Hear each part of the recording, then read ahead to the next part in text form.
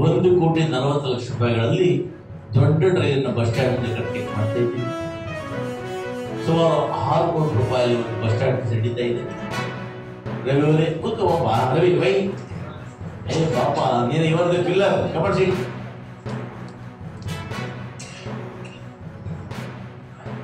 ಇವತ್ತು ರವಿ ಅವರೇ ಆದಷ್ಟು ಬೇಗ ನೋಡಪ್ಪ, ನಿಮ್ಗೆ ಹಣದ ಕೊರತೆ ಇಲ್ಲ, ಬಸ್ ಸ್ಟ್ಯಾಂಡಿಗೆ ಹಣದ ಕೊರತೆ ಇಲ್ಲ, ಹಣ ಇದೆ.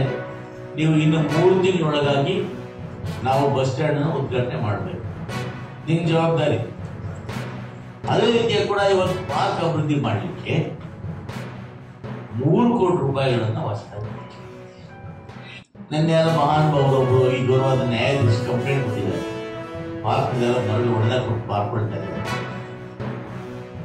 ಅಪ್ಪ ಅವ್ರ ಕಣ್ಣಿನ ದೃಷ್ಟಿ ಅಷ್ಟೇನೆ, ಪಾರ್ಕನ್ನು ಹೊಡೆದಾಗ ಯಾರು ಮಾರ್ಕೊಳ್ತಾ ಇಲ್ಲ. ಹಳೆ ಮರಗಳಿತ್ತು, ಅವೆಲ್ಲ ಕೂಡ ರೆಂಬೆಗಳು ಮುರಿದು ಬೀಳ್ತಾ ಇತ್ತು. ಹೊಸದಾಗಿ ಏನು ಹಳೆ ಪಾರ್ಕ್ ಇದೆ ಸಂಪೂರ್ಣವಾಗಿ ತೆಗಿತಾ ಇದ್ದೀವಿ. ಇವತ್ತು ನವೀಕರಣ ಅಂದ್ರೆ ಪಾರ್ಕನ್ನ ಹೊಸದಾಗಿ ಮಾಡ್ತಾ ಇದ್ದೀವಿ. ನಮ್ಗೆ ಗಮನಕ್ಕಿರ್ಲಿ, ಯಾಕಂದ್ರೆ ಆ ಯಾರೋ ಮಾತಾಡ್ತಾರೆ, ಅವ್ರು ಗೊತ್ತಿರೋದಿಲ್ಲ. ಸಂಪೂರ್ಣವಾಗಿ ಈ ಪಾರ್ಕ್ ಚಿತ್ರಣ ಬದಲಾಯಿಸ್ತೀವಿ. ಅರವೇ ತೋರ್ಸಪ್ಪ ಇದನ್ನ. ಪಾರ್ಕ್ ಚೆನ್ನಾಗಿದೆ ಎನ್ನಿಸಿದು, ಇದು ನನ್ನ ಕಲ್ಪನೆ ಅಷ್ಟೇ. ಯಾಕಂದ್ರೆ ಯಾರೇ ಮಾತಾಡ್ಕೊಂಡು ಬೇರೆ ನಮಗೆ ಯಾರಿಗೂ ಕಾಮೆಂಟ್ ಮಾಡೋರಿಗೆ ಬೈಯೋರನ್ನ ಸ್ವಾಗತ ಮಾಡ್ತೀವಿ.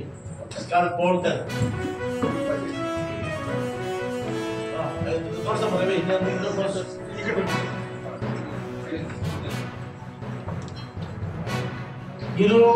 ಇವೆಲ್ಲ ಯಾಕೆ ಮಾಡ್ತಾ ಇದೀವಿ?